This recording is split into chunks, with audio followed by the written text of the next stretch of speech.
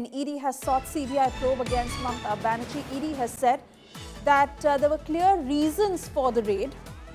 The raids were over the coal scam and money laundering. 2,742 crore rupees of proceeds of crime that were being investigated by the ED.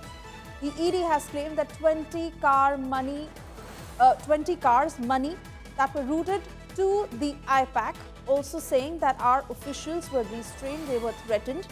The ED has put out its version saying that 100 police personnel, along with the DGP and Chief Minister Mamata Banerjee, who obstructed the ongoing raid of the ED. Also claiming that the seized devices were taken away by the cops, multiple FIRs that have been filed only to intimidate the ED. ED has also claimed that TMC cadres created ruckus inside the High Court and a threat that stalled the probe. Let me take this to Shrishti Ojha joining us live with further details of what is transpiring in the top court on this matter. What is the ED's version?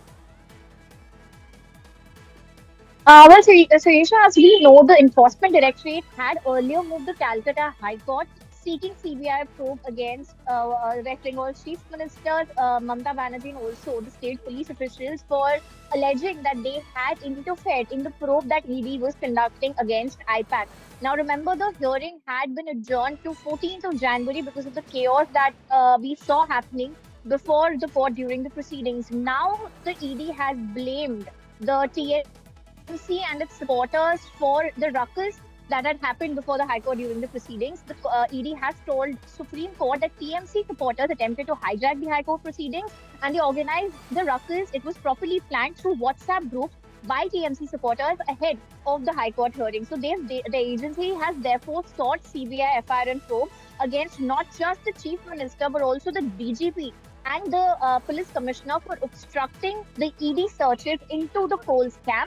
They have claimed that the Chief Minister had barged into the residence where ED was conducting its raid with over 100 police officials, and they had forcibly taken the laptops, the documents, and the mobiles that the ED had seized during the searches. So their big claim is that the West Bengal Chief Minister and the police officials were basically responsible for interrupting the searches, and hence a CBI FIR and probe against them is required. What the top court decides to do in this case, whether or not they interfere in this ongoing matter, because the proceedings are already pending before the High Court, is something that will be very important. From what we hear, ED is likely to also seek an urgent hearing before the Supreme Court as soon as possible, because the matter is already listed for hearing before the High Court on the 14th of January. Back to you.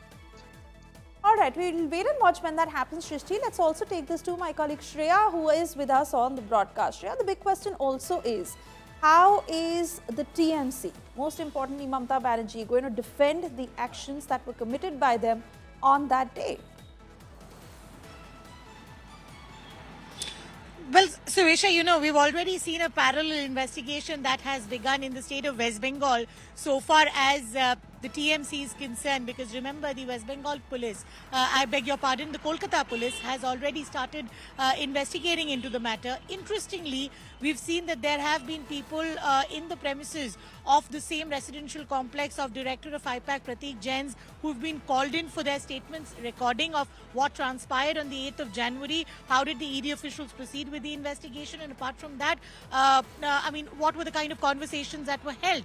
So what we also see is a parallel investigation that's also happening in Kolkata by the top officials there. And clearly the imagery that the TMC has successfully landed is that of the Enforcement Directorate has been charged of stealing her party planning or party details. But Shreya, even the point that you are mentioning, let's not forget that the Kolkata police themselves are under the scanner as far as the claims being made by the ED are concerned. Those allegations where fingers are also pointing at the top cop in West Bengal, the DGP.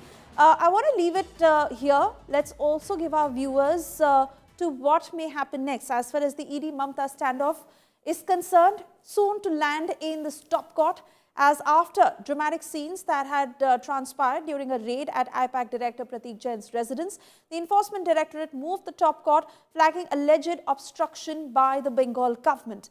In explosive allegations, the ED has claimed Chief Minister Mamata Banerjee interfered in the coal scam probe and removed documents seized during the raid.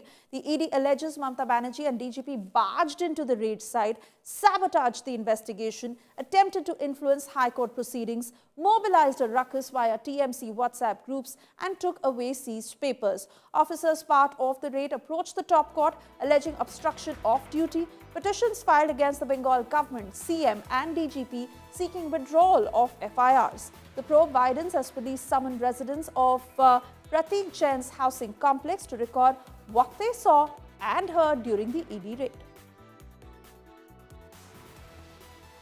Bengal के election पास में आ रहे हैं और ED को लेकर ममता बनर्जी ने फिर ये जो कहा है कि ईडी जो है गलत तरीके से इस्तेमाल किया जा रहा है, कोर्ट तक में बात आ गई है ममता बनर्जी और ईडी के बीच में जो तनाव। देखिए, ईडी और सीबीआई ये मोदी जी ने गठित की क्या?